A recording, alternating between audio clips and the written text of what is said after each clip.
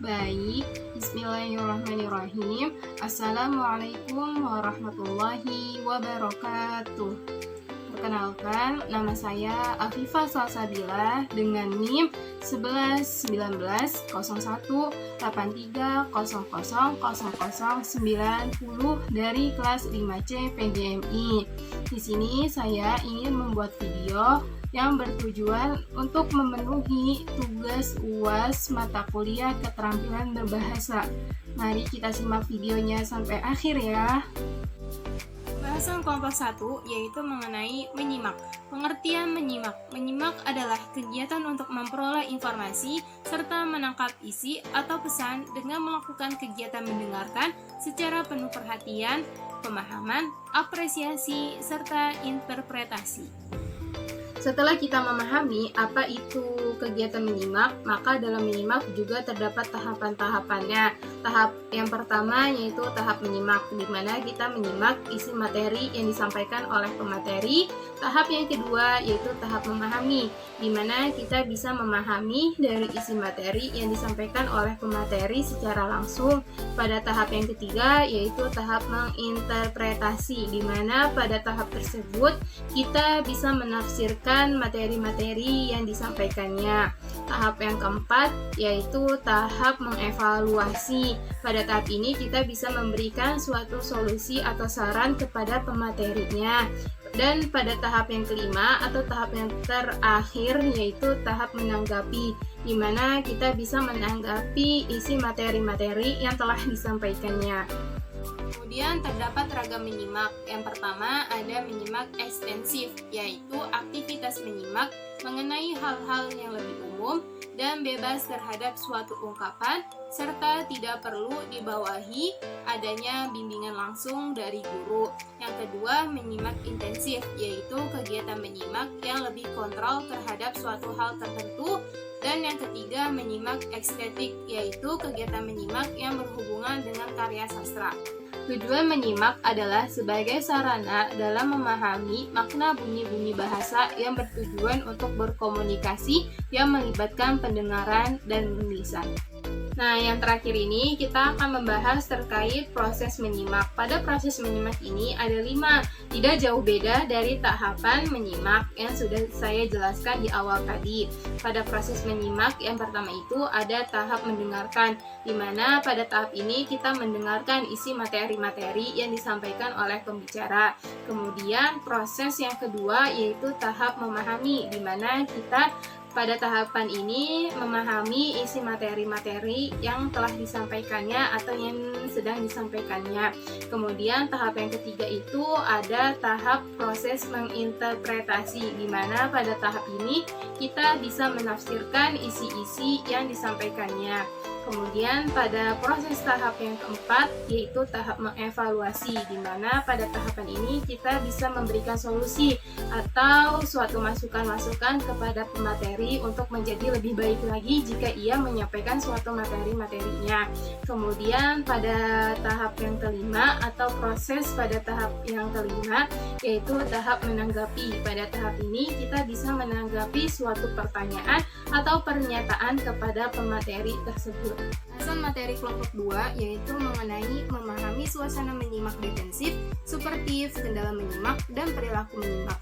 Pada poin pertama yaitu membahas mengenai pengertian suasana menyimak. Menyimak adalah proses mendengarkan, kemudian memahami isi bahan simakan yang disampaikannya. Kemudian terdapat kendala dalam menyimak. Yang pertama disebabkan oleh faktor diri penyimak sendiri. Maksudnya adalah dari diri kita sendiri itu belum mempersiapkan untuk menyimak apa yang disampaikan oleh pemateri. Lalu yang kedua yang disebabkan oleh faktor lingkungan, seperti misalnya lingkungannya itu tidak nyaman untuk kita bisa memahami materi yang disampaikannya. Kemudian di sini terdapat perilaku menyimak. Yang pertama ada tahap mendengarkan, di mana posisi kita sebagai penyimak harus mendengarkan isi materi yang disampaikan oleh pembicara. Kemudian tahap yang kedua adalah tahap memahami, di mana posisi kita harus bisa memahami isi materi yang disampaikan oleh pembicara. Kemudian tahap yang ketiga adalah tahap menginterpretasi, di mana kita bisa menafsirkan isi-isi materi yang disampaikan oleh pembicara. Kemudian tahap yang keempat adalah tahap mengevaluasi, di mana pada tahap ini kita bisa mengevaluasi dari isi-isi materi yang disampaikannya oleh pembicara. Kemudian tahap yang kelima adalah tahap menanggapi. Pada tahap ini kita juga bisa untuk menanggapi seperti memberikan pertanyaan atau memberikan pernyataan kepada pemateri tersebut. Kemudian terdapat faktor yang mempengaruhi dalam menyimak. Yang pertama, kondisi fisik.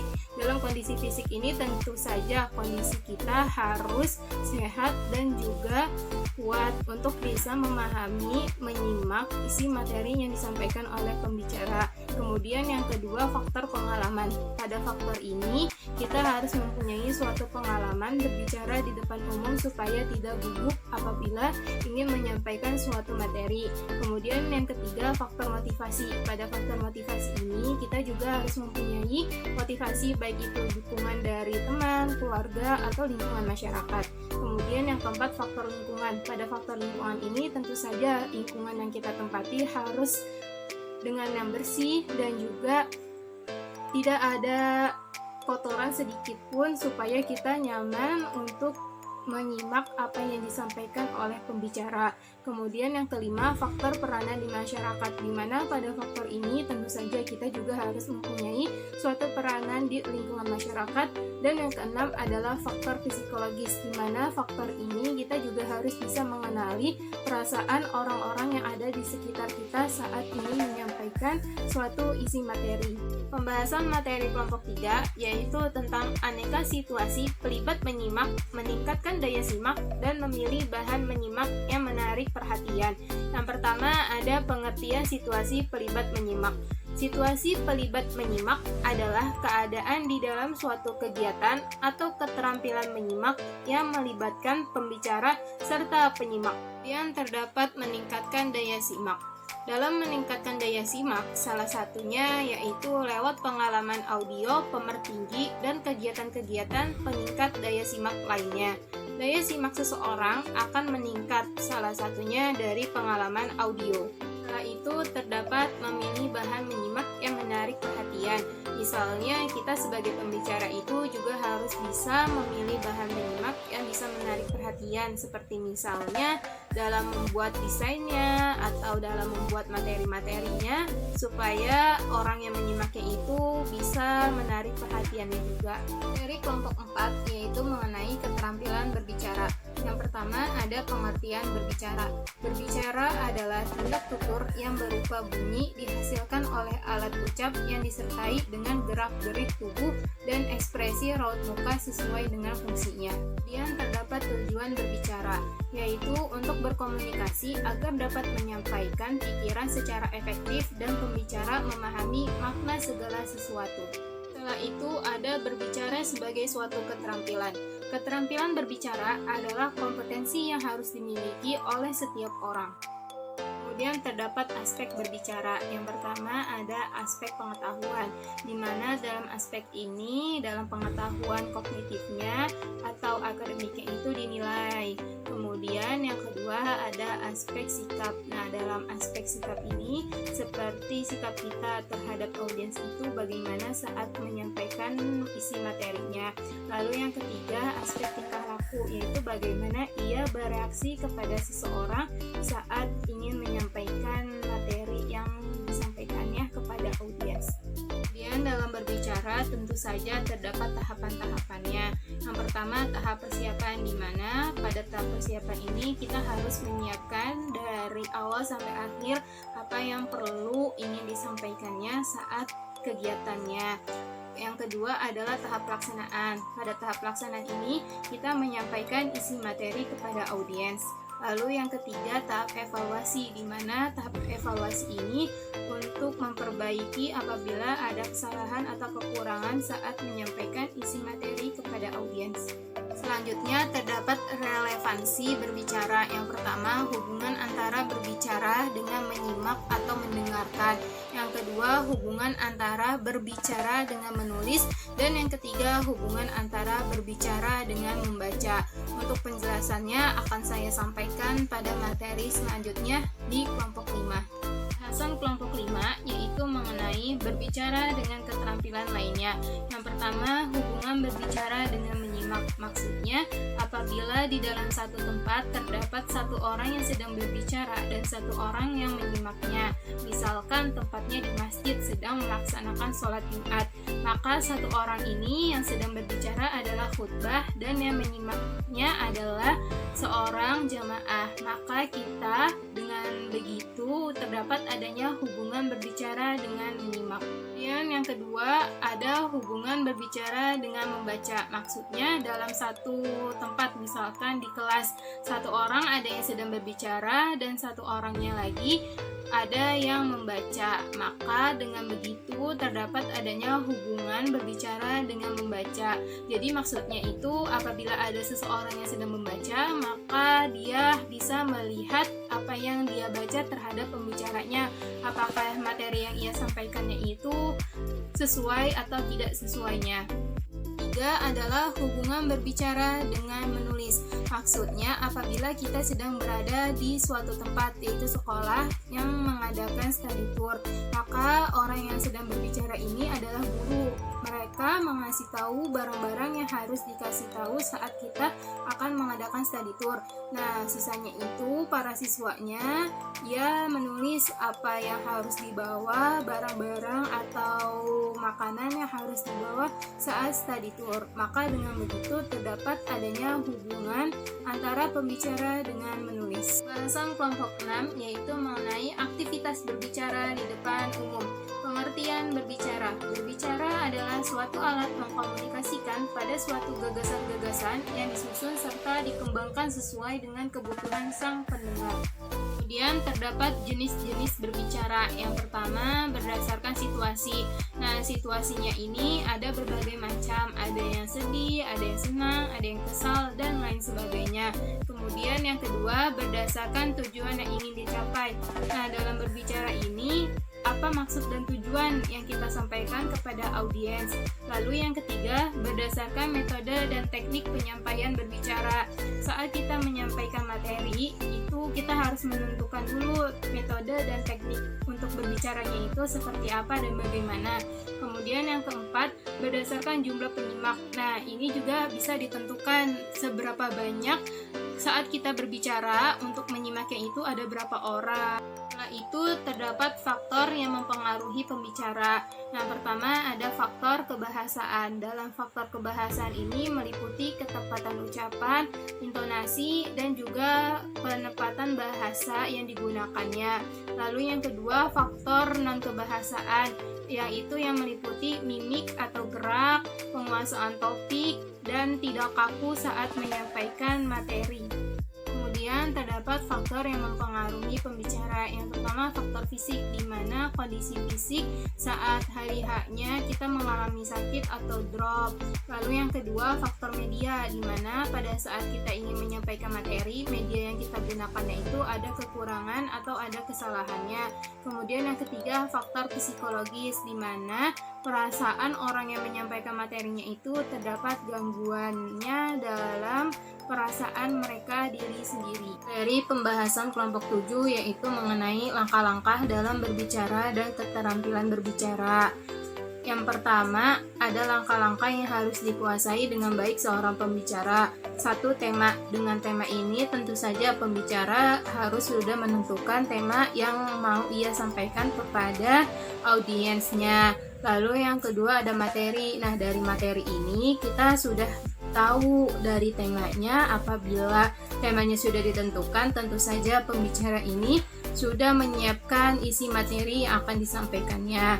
Lalu yang ketiga ada draft atau rancangan atau konsep. Nah, seorang pembicara tentu saja dia sudah merancang atau sudah mengkonsepkan apa yang ingin ia sampaikan kepada para audiensnya terkait materi yang ingin ia sampaikannya. Keterampilan berbahasa ada dua. Yang pertama, retorika. Retorika adalah cabang dari dialektika yang membahas mengenai kemampuan dalam membuat argumen dalam bahasa sebagai alat di bidang ilmu etika. Retorika juga merupakan suatu ilmu yang mengajarkan orang keterampilan menemukan secara persuasif dan objektif. Yang kedua, aksentuasi, yaitu pemberian penekanan kata pada kalimat tertentu. Penggunaan aksentuasi dapat berguna untuk menekankan kata yang menjadi kunci dalam sebuah informasi. Dengan adanya penekanan tertentu, audiens dapat lebih mudah mengerti mengenai informasi yang disampaikannya. Dari pembahasan kelompok 8 yaitu mengenai seluk-beluk membaca. Pengertian membaca. Membaca adalah suatu kegiatan interaktif untuk memetik dan memahami arti ataupun makna yang terdapat di dalam buku tulis. Tujuan membaca untuk memahami ide, kemampuan dalam memahami makna pada bacaan secara utuh. Kemudian terdapat aspek-aspek membaca. Yang pertama, keterampilan yang bersifat mekanis dianggap berada pada urutan yang lebih rendah. Yang kedua, keterampilan yang bersifat pemahaman yang dianggap berada pada urutan yang lebih tinggi. Membaca sebagai suatu keterampilan. Membaca juga merupakan proses pengembangan keterampilan, nilai dan keterampilan memahami kata-kata, kalimat-kalimat, paragraf-paragraf dalam bacaan sampai dengan memahami secara kritis dan evaluatif keseluruhan isi bacaan. Kemudian terdapat mengembangkan keterampilan membaca. Yang pertama, pendidik mengarahkan peserta didik untuk memperkaya kosakata. Yang kedua, pendidik dapat membantu peserta didik untuk memahami makna struktur kata. Yang ketiga, pendidik memastikan peserta didik untuk paham dengan memberikan pertanyaan dan menanyakan ide pokok atau gagasan. Yang keempat, menggunakan kecepatan membaca peserta didik dengan cara menemukan waktu untuk membaca suatu materi tersebut. Kemudian terdapat tahap-tahap pengembangan membaca. Yang pertama, pembaca menggunakan pengetahuan topik dan sudah memiliki bekal untuk membaca. Yang kedua, kegiatan membaca. Dalam proses membaca adalah melakukan kegiatan skimming dan skimming, pencarian pengertian, peramalan implikator, pemaknaan kembali, pengujian hipotesis, menyusun kembali atau melanjutkan hasil bacaan. Yang ketiga, pembaca merespon dalam berbagai cara. Pembaca merefleksi berdasarkan apa yang dibaca, merasa sukses dan ingin membaca lagi, mengkreasikan apa yang dibacanya. Bahasan materi kelompok 9 yaitu mengenai membaca nyaring dan membaca dalam hati. Pengertian membaca menyaring, yaitu kegiatan membaca dengan menyuarakan tulisan yang dibacanya dengan ucapan dan intonasi yang tepat agar pendengar dan pembaca dapat menangkap informasi yang disampaikan oleh penulis baik berupa pikiran, perasaan, sikap, ataupun pengalaman menulis. Kemudian terdapat keterampilan yang dituntut dalam membaca nyaring. Yang pertama, membaca dengan terang dan jelas. Tentu saja para pembaca apabila ingin membacakannya itu harus dengan terang dan jelas apa yang ia bacakannya. Kemudian yang kedua, membaca dengan penuh perasaan atau ekspresif. Apabila kita ingin membaca, maka dengan cara membacakannya itu harus dengan penuh perasaan. Kemudian yang ketiga, membaca dengan tidak terbata-bata. Apabila kita ingin membacanya, maka itu harus lancar, tidak boleh terbata-bata untuk mengungkapkannya. Terus yang keempat, mengerti serta memahami bahan bacaan yang dibacanya. Apabila kita membacanya, maka kita juga harus mengerti apa isi atau makna dari bacaan tersebut. Kemudian yang kelima, kecepatan bergantung pada bahan bacaan yang dibacanya. Nah, misalkan bacaannya itu teksnya panjang, maka kecepatannya pun juga lambat. Apabila jika teksnya itu pendek, maka kecepatannya pun akan cepat, tergantung dari teks bacaannya. Kemudian yang keenam, membaca dengan tanpa terus-menerus melihat bahan bacaan. Nah, apabila kita membaca nih, kita tidak terus-menerus untuk melihat isi dari bahan bacaan tersebut. Kemudian yang ketujuh, membaca dengan penuh kepercayaan pada diri sendiri. Apabila kita ingin membacanya, maka dengan membacanya itu kita harus dengan keyakinan kita diri sendiri, jangan dengan keyakinan kepada orang lain. Setelah itu, terdapat adanya peningkatan keterampilan membaca nyaring.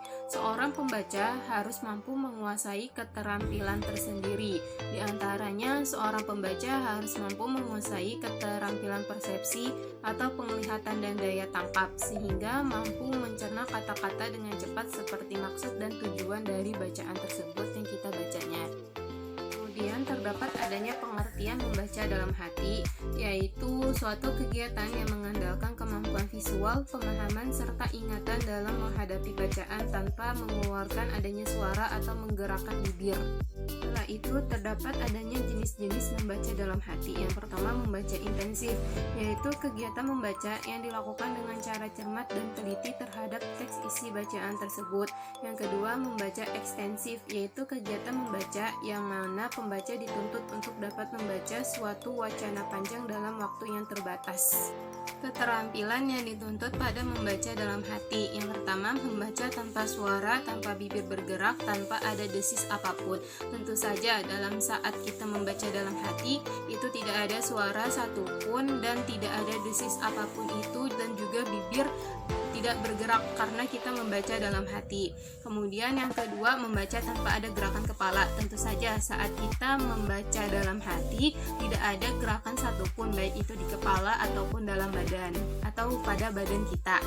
Nah, yang ketiga, membaca lebih cepat dibandingkan dengan membaca nyaring. Ya, memang tentu saja dalam membaca dalam hati itu lebih cepat dibandingkan yang saat kita membaca dengan suara yang nyaring. Kemudian yang keempat, mengerti dan memahami bahan bacaan. Dalam membaca hati mungkin saja kita lebih cepat memahami dan juga mengerti dari isi teks bacaan tersebut. Kemudian yang kelima, membaca dengan pemaham yang baik. Ya, dalam membaca dalam hati itu tentu saja kita juga bisa memahami isi teks bacaan tersebut dengan cara yang baik. Bahasan materi kelompok 10 yaitu tentang membaca intensif, terdiri dari membaca telaah isi dan bahasa.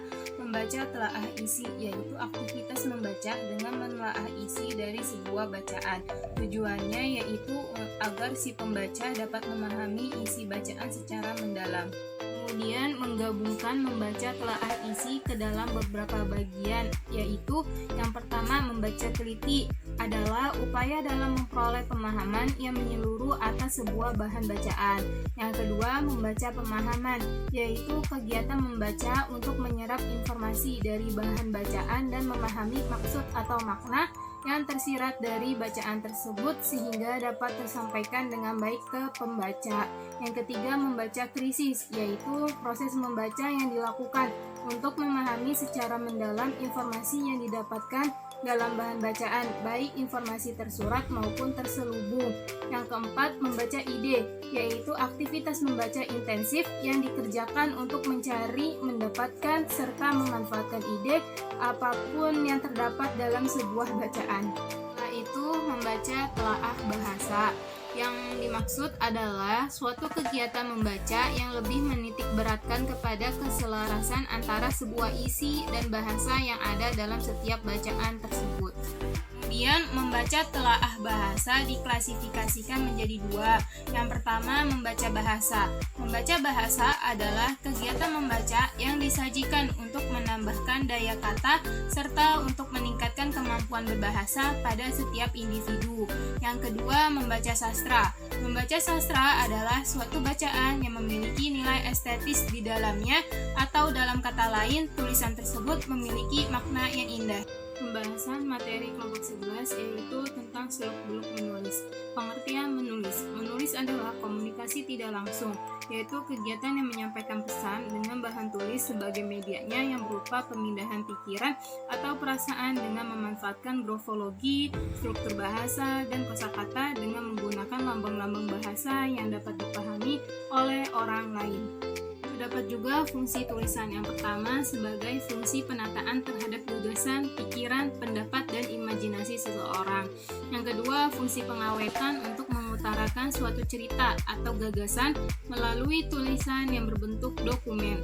Yang ketiga, fungsi penciptaan, karena penulis telah menggambarkan atau menciptakan suatu peristiwa nyata maupun fiktif melalui tulisan. Fungsi yang keempat adalah fungsi penyampaian, karena melalui tulisan maka penulis menyampaikan informasi, pengetahuan, dan pesan kepada pembacanya. Pengertian tujuan tulisan, bahwasannya menulis itu bertujuan agar tulisan yang dibuat dapat dibaca dan dipahami dengan benar oleh orang lain yang mempunyai kesamaan pengertian terhadap bahasa yang digunakannya. Kemudian terdapat pembagian ragam tulisan. Ciri ragam bahasa tulis antara lain, yang pertama tidak terikat ruang dan waktu. Yang kedua, kosakata yang digunakan dipilih secara cermat. Yang ketiga, pembentukan kata dilakukan secara sempurna. Yang keempat, kalimat dibentuk dengan struktur yang lengkap. 5. Berlangsung lambat. 6. Memerlukan alat bantu. Yang ketujuh, tidak memerlukan kehadiran orang lain. Dan yang kedelapan, paragraf dikembangkan secara lengkap dan padu. Materi pembahasan kelompok 12 yaitu mengenai macam-macam bentuk tulisan bernada. Yang pertama ada pengertian tulisan bernada akrab, yaitu mengungkapkan isi pikiran dan pengalaman seseorang secara bebas tanpa terpaku pada keterikatan aturan bahasa yang berlaku. Kemudian pada tulisan bernada terdapat ciri-cirinya, yaitu riang ramah dan tidak terikat dengan aturan penulisan formal. Kemudian pada tulisan bernada akrab juga terdapat bentuk-bentuknya. Yang pertama yaitu buku atau catatan harian, yaitu jurnal. Yang kedua cerita yang bersifat autobiografis. Yang ketiga lelucon yang bersifat autobiografis. Dan yang keempat adalah esai pribadi. Tulisan bernada yang kedua adalah tulisan bernada penerangan. Pengertiannya adalah mengajak para pembaca bersama-sama untuk menikmati, merasakan, memahami dengan cara sebaik-baiknya dengan beberapa objek, yaitu seperti adegan, kegiatan, orang, atau suasana hati yang telah dialami oleh si sang penulis. Pada tulisan bernada penerangan tentu saja terdapat bentuk-bentuknya. Yang pertama, ragam tulisan pemberian. Ditinjau dari bentuknya, yaitu pemberian faktual dan pemberian pribadi. Yang kedua, adanya perbedaan antara pemberian faktual dan pemberian pribadi. Bahwasannya, pemberian faktual bertujuan menyajikan informasi, bentuk pendekatannya objektif dan tidak memihak. Gaya tariknya pengertian, nadanya tidak terbelit-belit, cakupannya lengkap, bahasanya sederhana dan jelas. Sedangkan pemberian pribadi bertujuan untuk menyajikan kesan, bentuk pendekatannya subjektif, daya tariknya perasaan, nadanya emosional, cakupannya selektif, bahasanya kaya dan sugestif. Yang ketiga, beberapa petunjuk menulis, pemberian atau pemberian faktual, susunan gaya dan nada. Sedangkan pemberian pribadi, susunan, gaya, dan nada. Selanjutnya, tulisan bernada yang ketiga adalah tulisan bernada penjelasan, yang artinya dapat memberi penjelasan atau pemahaman kepada pembaca. Pada tulisan bernada penjelasan tentu saja terdapat ciri-cirinya, yaitu menyesuaikan tulisan dengan pembaca. Antara keduanya harus ada keselarasan, baru tujuan tersebut dapat dicapai. Dalam memilih suatu pokok pembicaraan, maka penulis harus mengingat 3 hal, yaitu daya penariknya, luas, dan kerumitannya. Pada tulisan bernada penjelasan tentu saja juga terdapat bentuk-bentuknya. Yang pertama, klasifikasi, yang kedua definisi, yang ketiga analisis, dan yang keempat tulisan. Tulisan bernada yang keempat adalah tulisan bernada berdebat. Pengertiannya adalah argumentasi atau juga disebut dengan argumental. Adalah suatu tulisan bernada mendebat. Contohnya adalah apabila seseorang mendebat sesuatu dapat dikatakan sebagai nada argumental. Menulis dengan nada mendebat atau argumentatif akan menghasilkan tulisan yang bersifat meyakinkan atau tulisan persuasif. Ciri argumentasi yang pertama mengandung bukti dan kebenaran, yang kedua alasannya kuat, yang ketiga menggunakan bahasa denotatif, yang keempat analisis rasional atau berdasarkan fakta, dan yang kelima unsur subjektif dan emosional sangat dibatasi atau sedapat mungkin tidak ada. Bentuk argumentasi. Yang pertama ada pernyataan, yang kedua alasan, yang ketiga bukti, dan yang keempat kesimpulan. Tulisan bernada yang kelima yaitu tulisan bernada mengkritik. Pengertiannya adalah tulisan yang bernada mengkritik menghasilkan tulisan mengenai sastra. Mengkritik tidak boleh dipahami sebagai sesuatu interpretasi yang negatif atau mencela. Istilah kritik di sini mengacu pada pembuatan pertimbangan atau pengambilan keputusan evaluasi yang dilakukan secara matang, teliti, serta mendiskriminasikan. Untuk membuat tulisan bernada mengkritik, maka penulis harus membaca karya-karya sastra serta harus memahami benar-benar peranan sastrawan atau penulis karya sastra tersebut. Ciri-ciri tulisan bernada mengkritik. Yang pertama, bersifat menanggapi atau mengomentasi karya orang lain. Yang kedua, menunjukkan kelebihan dan kekurangan. Yang ketiga, memberi saran perbaikan. Yang keempat, bertujuan menjembatani pemahaman pembaca atau apresiator atau apresian dengan karya sastra bersangkutan. Kemudian terdapat bentuk-bentuk tulisan bernada mengkritik. Tulisan kritik bentuknya lebih ditekankan pada unsur kritiknya setelah dijelaskan terlebih dahulu agar pembaca dapat memahami tulisannya, karena lebih mengutamakan unsur kritik tersebut. Terkadang jenis tulisan ini menyaru dengan bentuk kolom. Baik, cukup sekian dari penjelasan saya. Apabila ada kekurangan atau kesalahan, mohon dimaafkan. Wabillahi taufiq wal hidayah. Wassalamualaikum warahmatullahi wabarakatuh.